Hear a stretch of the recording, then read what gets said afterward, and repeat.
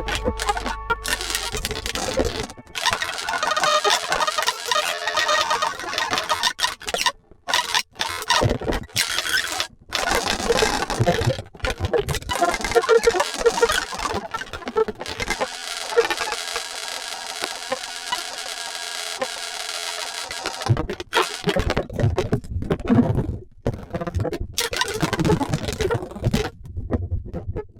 everyone, I'll tell you what that was at the end. I'm going to tell you about two rabbit holes I've fallen down in pursuit of a larger endeavour to make some toys to use with a trio of mine. The two rabbit holes are those things at the bottom: the unsupervised feature learning and the experimental analysis synthesis. And the general thrust is I'm trying to make some kind of suite of tools that will do some kind of automatic sampling of stuff coming in from my co-players and interesting ways of grabbing bits of that in real time with a minimum of housekeeping on my part. Okay, some context.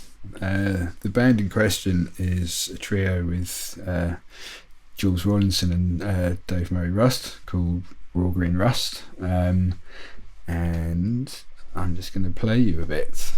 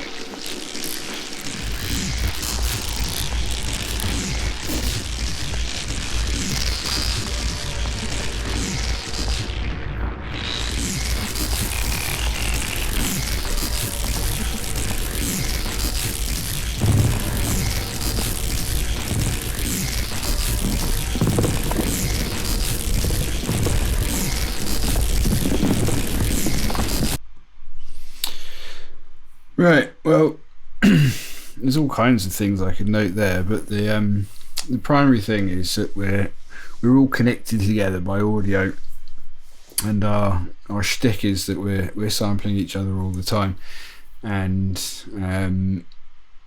that leads to all kinds of interesting sort of losses of agency and confusion and what have you.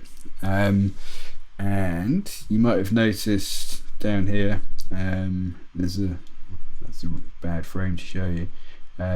There's this visualization which was actually above us in this gig, which is already doing some feature driven stuff put together by Jules and our friend Marcin Pitiaszewski, I think using the Super Collider stuff and then sort of blasting it out to Unity.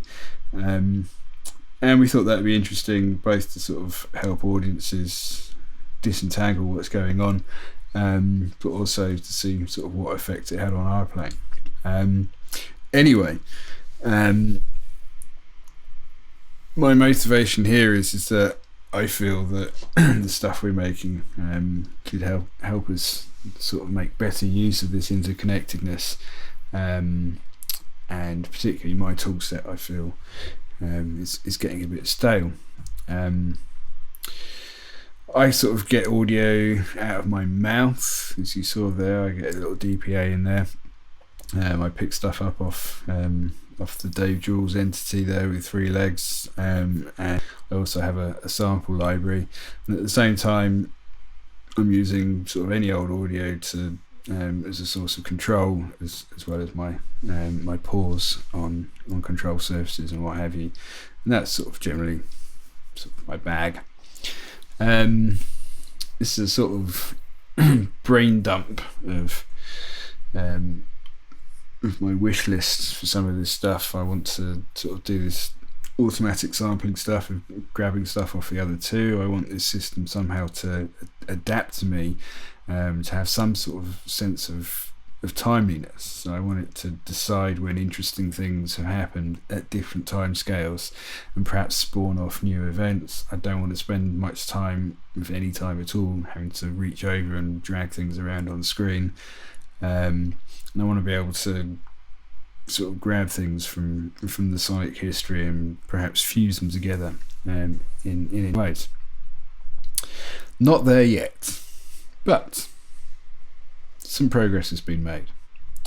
So the first thing is towards finding interesting things going on, and I've had cracks at this before, so both the talk I gave last time and the talk I gave at the first plenary had different mechanisms for tackling this, and here's yet another one. And here I'm using k-means not as a clustering device, but as a way of learning new features. It's sometimes called vector quantization when you use k-means like this. So the basic scheme is you might have some low-level features coming in, like STFT frames or mail bands, and they'll have n dimensions, and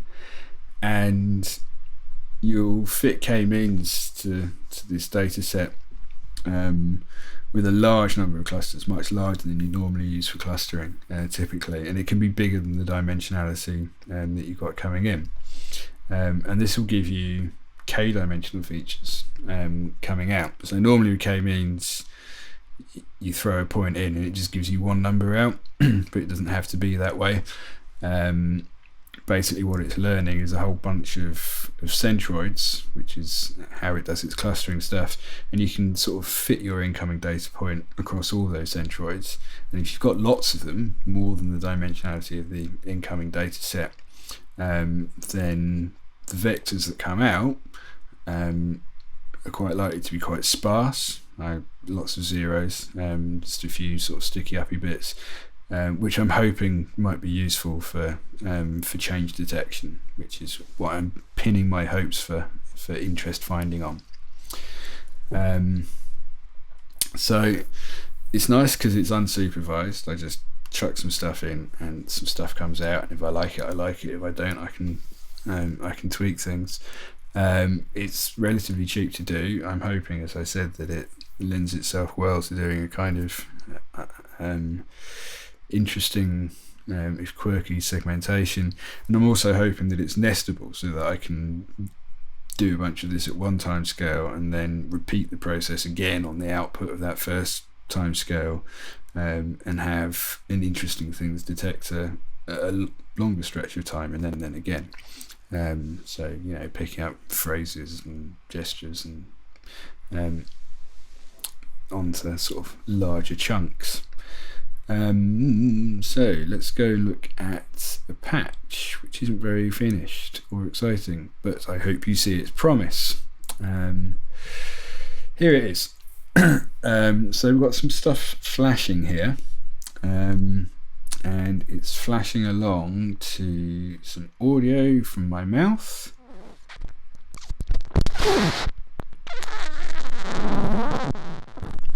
And if we jump into presentation mode, you can see a bit clearer. So you see what I mean by sparse. Right, these things coming in here, mostly zeros with a few sort of lighty uppy bits, and I'll explain what the slower moving thing's about in just a moment. So the pipeline here isn't very surprising. I get a data set. It's quite important with k-means that you sort of standardize and otherwise condition stuff, otherwise you don't really get the best out of it. So I'm standardizing here, and then I've hacked the PCA object to allow me to do another common thing that you do with PCA called whitening, which is to basically flatten I guess the spectrum of your points by making sure that everything really does have unit variance.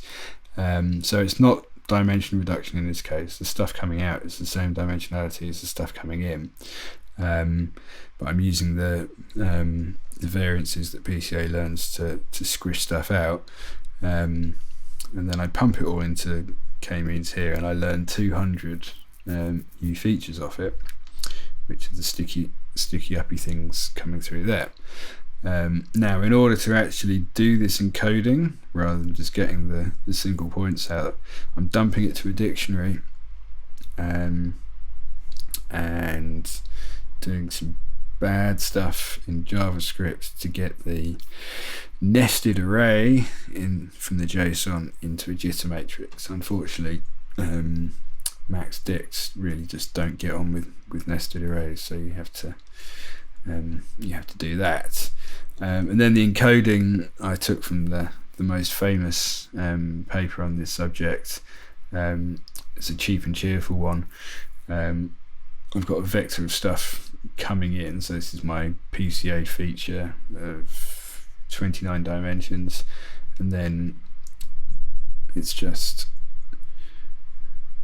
multiplying that vector by the matrix of centroids, and then we can basically subtract a bunch of stuff and threshold at 0 there to control the sparsity of what's coming out. So if I take this number right down, so I'm not taking anything out, you see there's a little bit more cruft at the bottom, and then if I turn it up, you'll see things thin out again.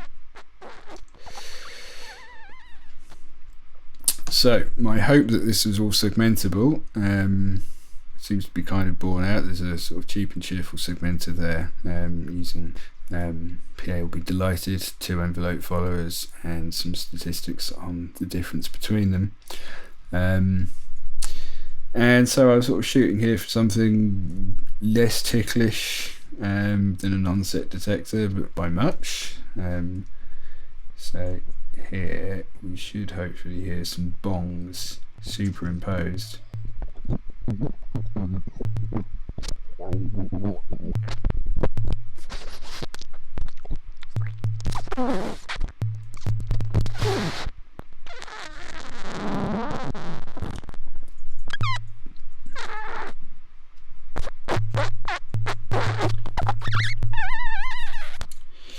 And then, just as a proof of concept, I've tried doing the whole thing again. So here, and this is the reason for the slower moving stuff, I'm doing max pooling, so this would be the equivalent to taking a bunch of frames and running them through buff stats max, but I was already in jitter and it's pretty easy to do.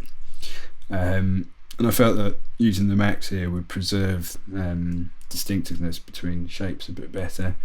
And then I've taken a bunch of those, made a new data set, and then I repeat the process. I sort of normalise them and then shove them through a different k-means, and here I'm just learning 25 features just to see what happened. And then segmenting here again, the hope is I've got some higher dings here that will hear fewer higher dings than lower dings, so that we're getting an interesting thing detector at a slower time scale.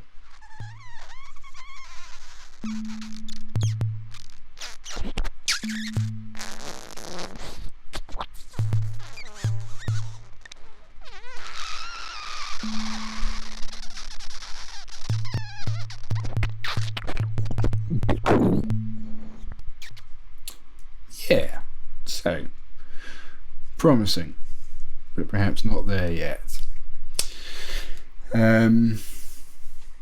Yeah. The slide go out of order. How embarrassing.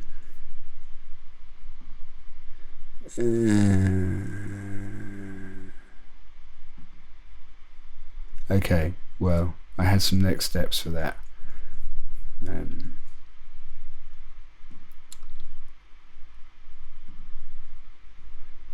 No, I don't. Okay. So the next steps there, I think, will be to sort of polish up that segmentation a bit, but also to add some adaptivity.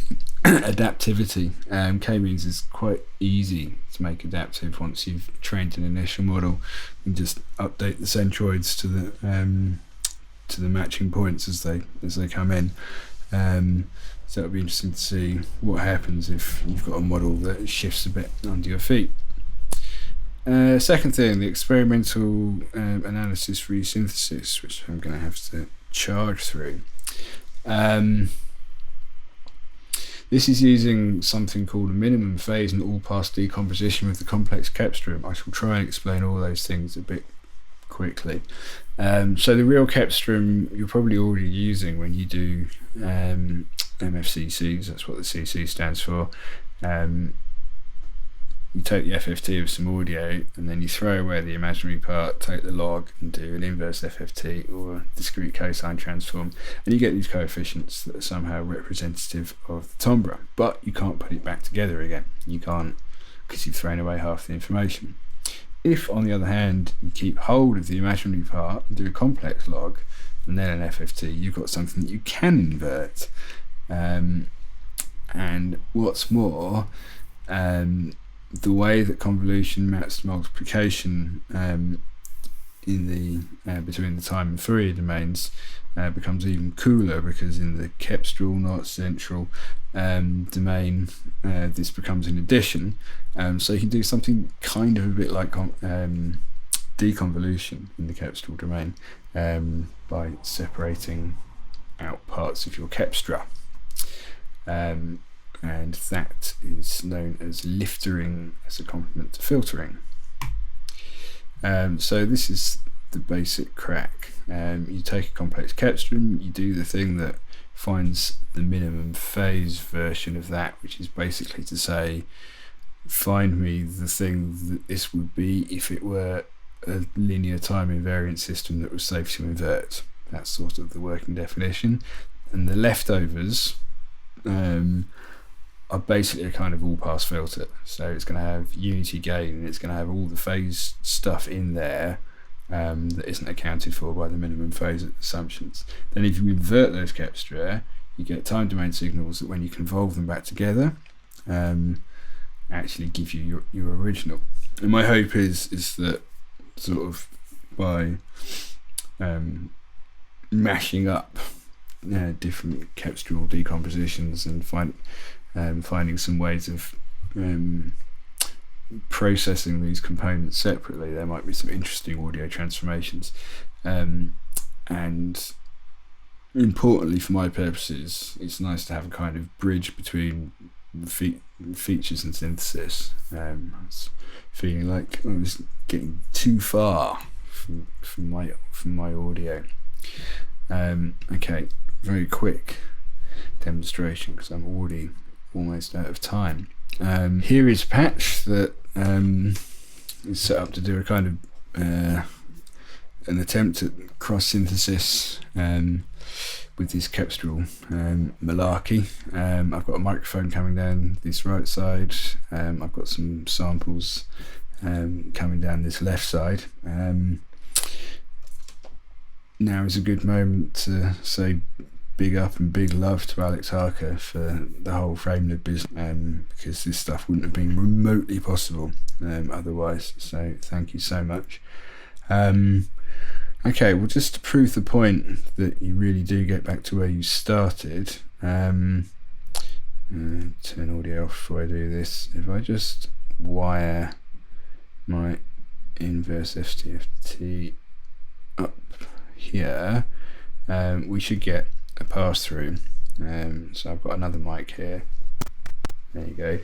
Hello, this is me speaking into a different microphone. So that's a very expensive way of getting back to where you started. Hooray. But obviously I'm trying to do something a little more exciting. So yeah, what we're doing here is pretty primitive. The idea is that we're going to try and superimpose the sound of some samples and the sound of my voice together and see what happens. So I'll give you a blast of the samples unadulterated to start with, so you've got some notion of what's going on.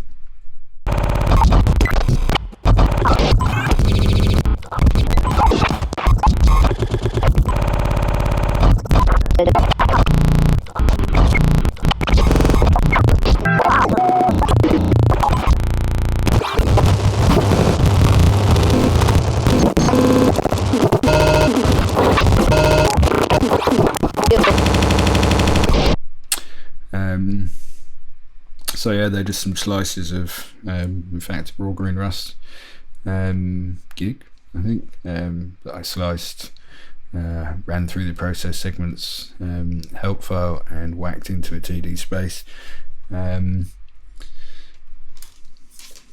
just because.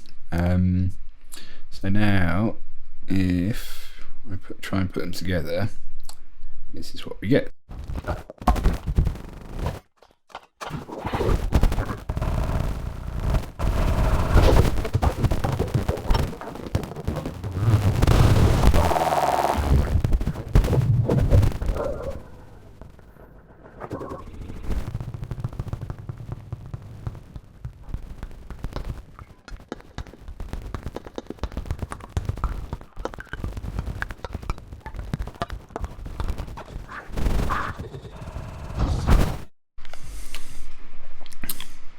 So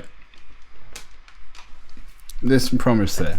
I've spent a fair amount of time now on the various takes of this video, getting to know this thing that I hacked together, and it's interesting to notice different zones of that 2D space responding differently to different things you do with the voice. I was pretty underwhelmed with it to start with, but actually I think there's more promise there. The audio you heard right at the beginning that I promised I'd tell you about is actually doing a frame by frame nearest neighbour match independently on minimum phase and all past components of my voice, and doing a concatenative resynthesis against a corpus of box sounds, which yielded some quite pleasing stuff, but unfortunately it's just absolutely no way you can do it in real time, at least with a corpus that size. I think it was 150,000 entries or something. It just creaked along too much, but fortunately between buff compose and framelib non-real-time mode, it was actually pretty easy to stitch it together. Next steps. Where's my keynote gone? There's my keynote. Yeah, to look at some more cunning cross-synthesis and processing options, really. Last time I touched this was about 10 years ago, and there were some nice ways of trying to sort of transform the frequency and dynamic range of stuff before putting it back together. So I shall return to some of that, and look at perhaps a cheap alternative to a KD tree as a way of generating mappings in real time.